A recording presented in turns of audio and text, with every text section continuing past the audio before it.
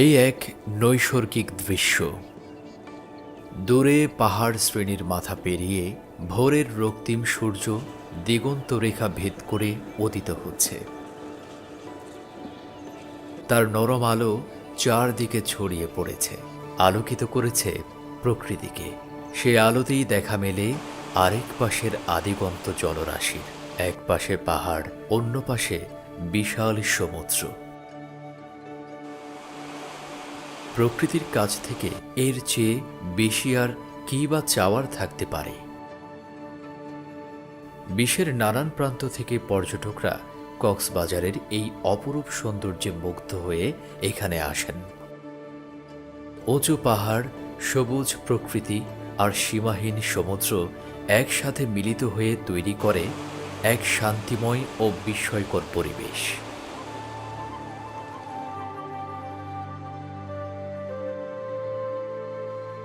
তবে এই সৌন্দর্যের পেছনে লুকিয়ে আছে এক জীবন্ত সম্প্রদায়ের কাহিনী, তাদের সংস্কৃতি ও সংগ্রাম। কক্সবাজার জেলার প্রায় ৬৩,০০০ জেলে তাদের জীবিকার জন্য সরাসরি এই সমুদ্রের উপর নির্ভরশীল। এছাড়াও ছোট বড় ট্রলারের শ্রমিক রয়েছেন প্রায় ১,২০,০০০। সমুদ্র তাদের জীবিকার উৎস হলেও এটি একই সাথে ভয়ঙ্কর।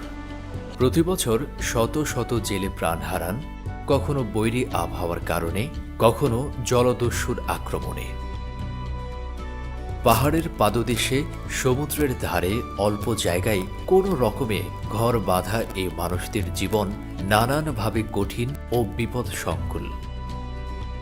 আজ আমরা উপভোগ করব বঙ্গোপসাগর আর এর আশপাশের পাহাড়ের নয়ানাভিরাম সৌন্দর্য। পাশাপাশি জানার চেষ্টা করব এই সমুদ্রকে কেন্দ্র করে বেঁচে থাকা মানুষের জীবনের নানান গল্প। বে অফ বেঙ্গলে আপনাকে স্বাগত।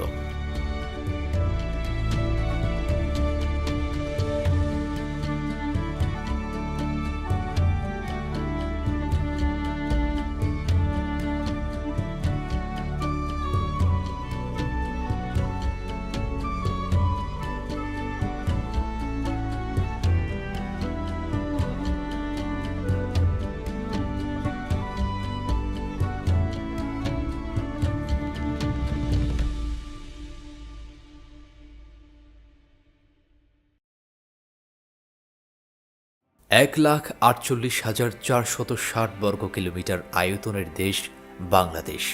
দেশটির প্রায় চারপাশেই ভারতের ভূমি অবস্থিত। ব্যতিক্রম বলতে দক্ষিণ পূর্ব সীমান্তে মায়ানমার এবং দক্ষিণ উপকূলে বঙ্গোপসাগর অবস্থিত।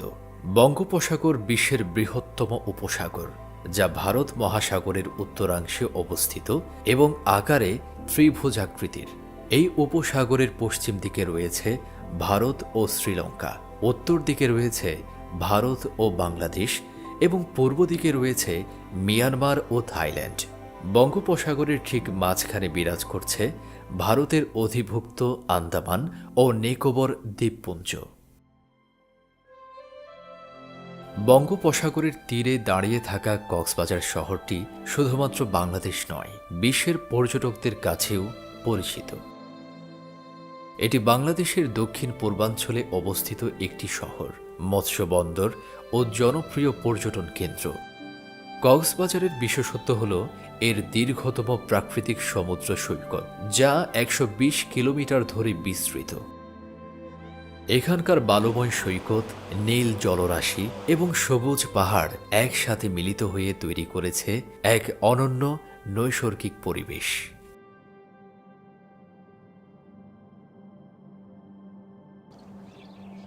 এই সৈকতেই ভোরের প্রথম আলো ফুটতেই জেলেদের কর্মব্যস্ততা শুরু হয়।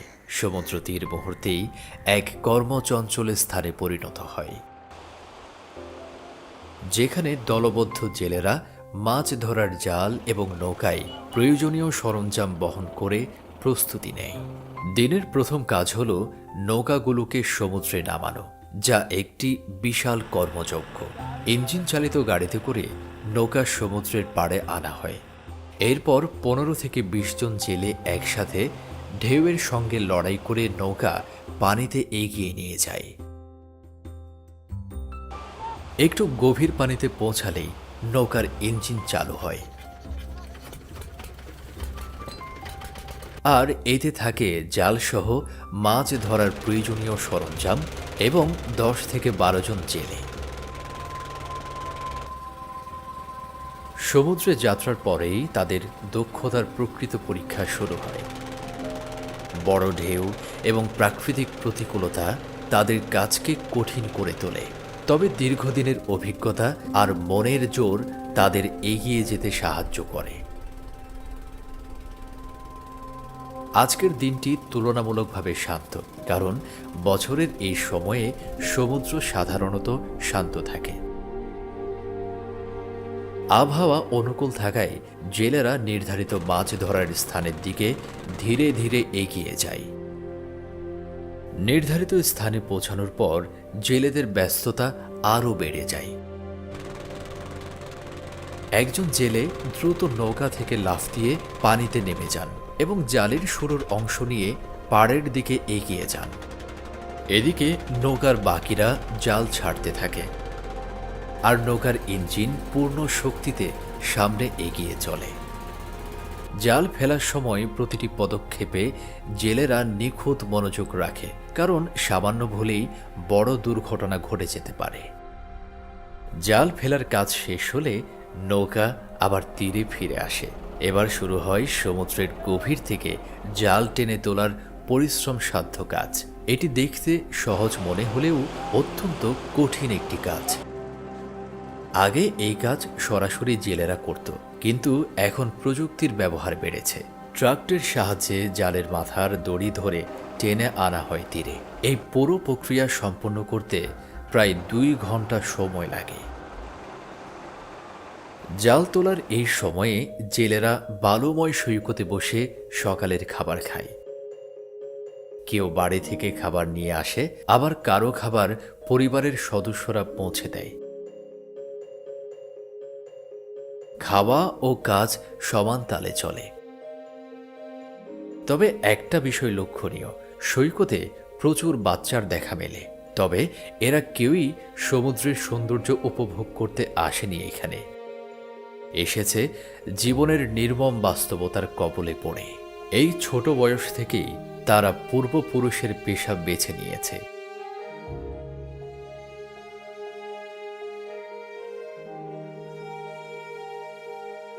জেলে সম্প্রদায়ের মানুষের মধ্যে শিক্ষার হার আশঙ্কাজনকভাবে কম। সমুদ্রের পাড় থেকে কিছুটা দূরে সরকারি জায়গায় কোনোভাবে বাড়িঘর করে বসবাস করে তারা। বাড়িগুলো মূলত টিনের চালা আর ছনের বেড়ায় তৈরি। বেশিরভাগেরই কোনো প্রাচীর নেই। প্রতিটি বাড়িতে সরকারি টিউবওয়েল থাকলেও পুরো এলাকায় নেই একটি স্কুলও। এটি স্পষ্টতই এই সম্প্রদায়ের প্রতি চরম অবহেলার প্রমাণ। অদূরেই দেখা যায় লাল টিনের চালার সারিবদ্ধ নিম্নমানের কিছু ঘর। খোঁজ নিয়ে জানা যায় এগুলো সরকার থেকে প্রদান করা হয়েছে। গ্রামের পাশেই একটি খেলার মাঠ, যেখানে শিশুরা ফুটবল খেলায় মত্ত। তাদের উচ্ছ্বাস দেখে মনে হয় জীবনের কঠিন বাস্তবতার মাঝেও তারা আনন্দের কিছু মুহূর্ত খুঁজে নিতে চায়। এই দৃশ্য একদিকে তাদের সংগ্রামের প্রতীক, অন্যদিকে একটু মুক্তির আশার আভাস।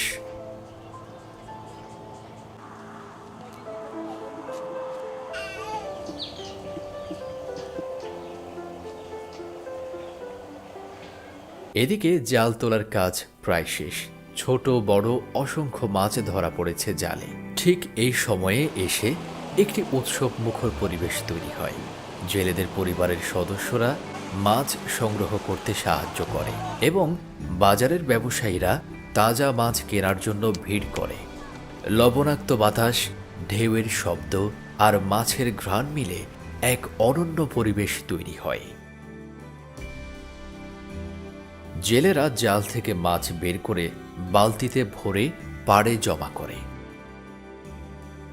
সব মাছ একত্রে করে নির্ধারিত স্থানে রাখা হয়। যেখানে শুরু হয় মাছ বিক্রির আর্থিক লেনদেন। একজন ব্যবসায়ী জেলের সঙ্গে দর কষাকষি করে শেষমেশ 18,000 টাকায় মাছের দাম ঠিক করেন। যদিও কখনো কখনো এসব জালে লাখ টাকার মাছও ধরা পড়ে, তবে তা খুবই বিরল। এখান থেকে মাছগুলো স্থানীয় বাজারে যায়, সেখান থেকে পৌঁছায় ভোক্তাদের কাছে। প্রতিদিন এই বাজারে বিপুল পরিমাণ মাছের আমদানি ঘটে, যা এখানকার অর্থনীতির অন্যতম চালিকা শক্তি।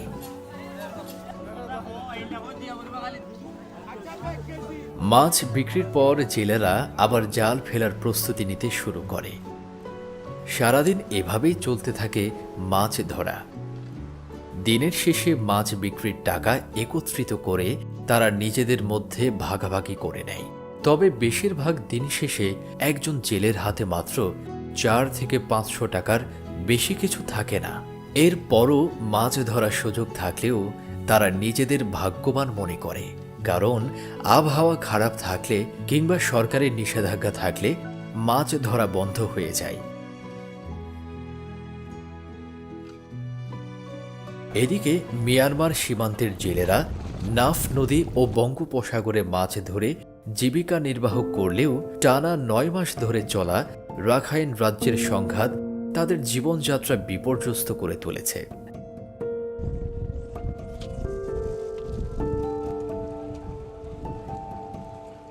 জালিয়াপাড়া ও শাহপরীর দ্বীপের 5 শতাধিক নৌকা ঘাটে পড়ে থেকে নষ্ট হচ্ছে।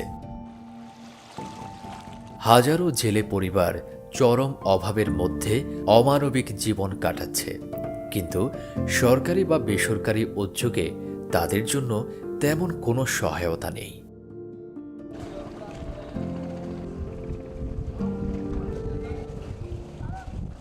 এদিকে পুনরায় মাছ ধরার জন্য জাল ফেলা হচ্ছে গভীর সাগরে। একদিনে জেলেরা সাধারণত 3 থেকে 4 বার জাল তুলতে সক্ষম হন। একদল জেলে যখন সমুদ্রে জাল ফেলছেন, তখন অন্যরা সৈকতে বসে নিজেদের কাজ সেরে নিচ্ছেন। কেউ দুপুরের খাবার খাচ্ছেন, কেউ ছেঁড়া জাল সেলাই করছেন, আবার কেউ নৌকা মেরামতে ব্যস্ত। কিছু জেলে সৈকতের কাছেই গাছের ছায়ায় রান্না করছেন। এই গাছের ছায়াতেই রয়েছে সৈকতের একমাত্র ছোট দোকান, যেখানে নিত্য প্রয়োজনীয় অনেক জিনিস পাওয়া যায়। জেলেরা মাঝে মাঝে সেখানে এসে শুকনো খাবার খেয়ে বিশ্রাম নেন। এভাবেই তাদের দিন কেটে যায় মাছ ধরা, জাল সেলাই, নৌকা মেরামত আর রান্নাবান্নার মধ্য দিয়ে। সূর্য ডোবার আগ পর্যন্ত সমুদ্র পাড়ে কাজ চলতে থাকে।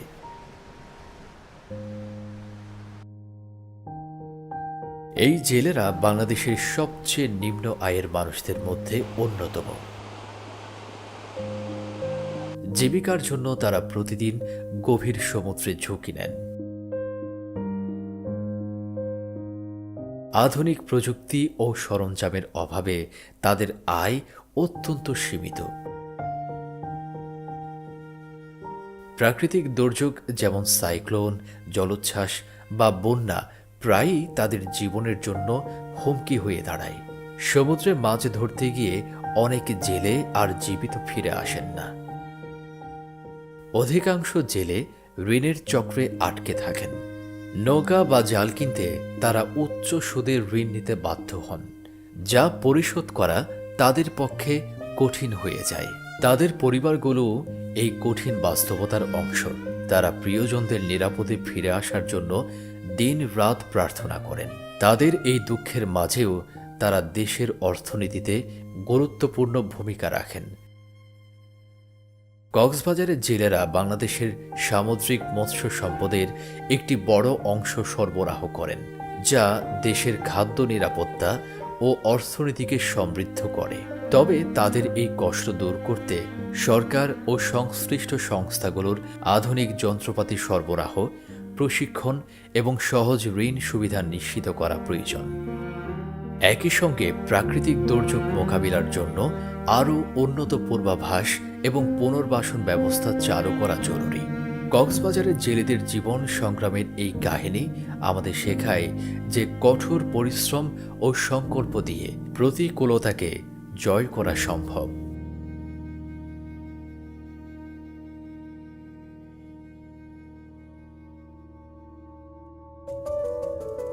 জেলে সম্প্রদায় ব্যতীত কক্সবাজারে আরও এক শ্রেণীর মানুষ আছে যারা সরাসরি এই সমুদ্রের উপর তাদের জীবিকার উপর নির্ভরশীল। তারা হলেন এখানকার লবণ চাষী। কক্সবাজার বাংলাদেশের প্রধান লবণ উৎপাদন কেন্দ্র, যেখানে দেশের মোট লবণের ৬০ থেকে ৭০% উৎপন্ন হয়। জেলার ৯টি উপজেলায় প্রায় ৬৬,২৯১ একর জমিতে লবণ চাষ করা হয় এবং প্রতি মৌসুমে ২৩ লাখ মেট্রিক টনের বেশি লবণ উৎপাদনের লক্ষ্যমাত্রা নির্ধারণ করা হয়। এই খাতে প্রায় ৪৩,৫০০ লবণ চাষী সরাসরি জড়িত, যারা সনাতন পদ্ধতিতে সমুদ্রের লবণাক্ত পানি মাঠে এনে শুকিয়ে লবণ উৎপাদন করেন।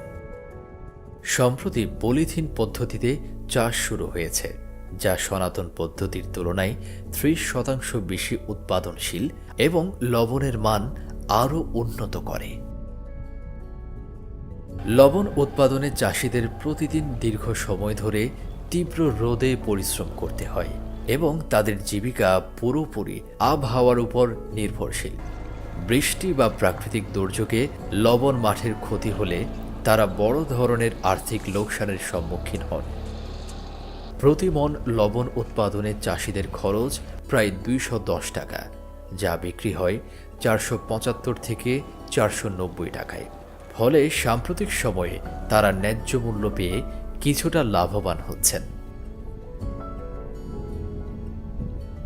কক্সবাজারের লবণ চাষ শুধু দেশের অভ্যন্তরীণ চাহিদা পূরণ নয়, বরং শিল্প খাতের কাঁচামাল সরবরাহেও গুরুত্বপূর্ণ ভূমিকা রাখে। তবে চাষিদের জীবনমান উন্নয়নে আধুনিক প্রযুক্তি, প্রাকৃতিক দুর্যোগ মোকাবিলার ব্যবস্থা এবং সরাসরি বাজারজাতকরণের সুযোগ সৃষ্টি করা অত্যন্ত জরুরি। তাদের এই সংগ্রামের গল্প আমাদের অর্থনীতির শক্ত ভিত্তি তৈরির এক নিঃশব্দ প্রয়াসের প্রতিচ্ছবি।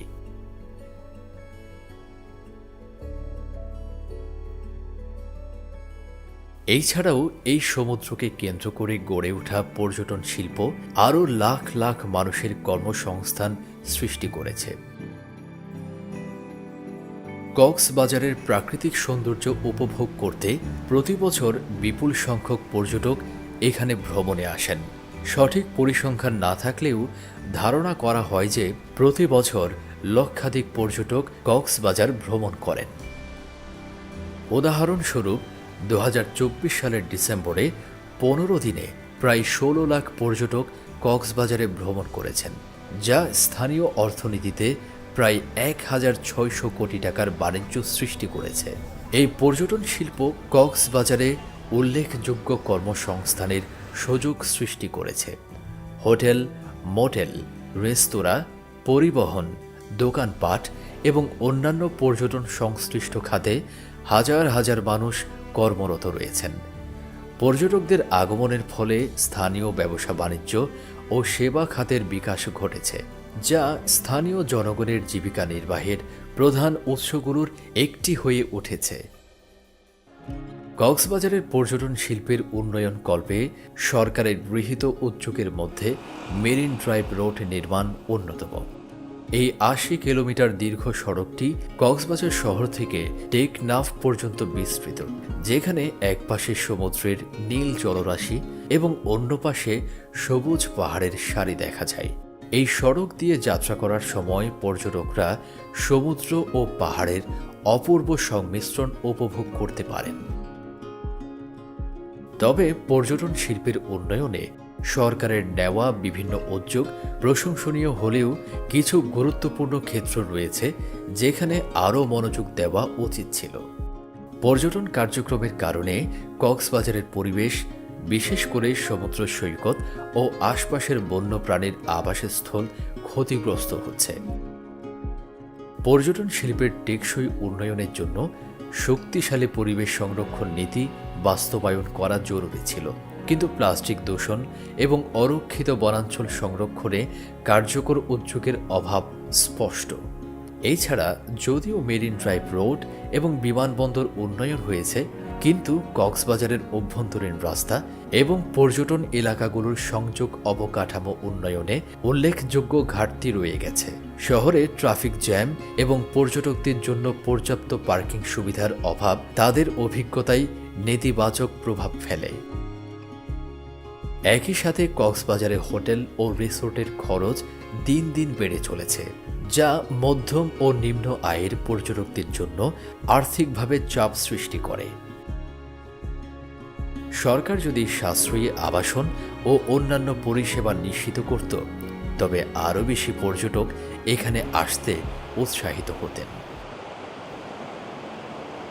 পরিশেষে বলা যায়, কক্সবাজার শুধুমাত্র একটি গন্তব্য নয়, এটি প্রকৃতির বিস্ময় এবং মানবিক চেতনার একটি গল্পগ্রন্থ।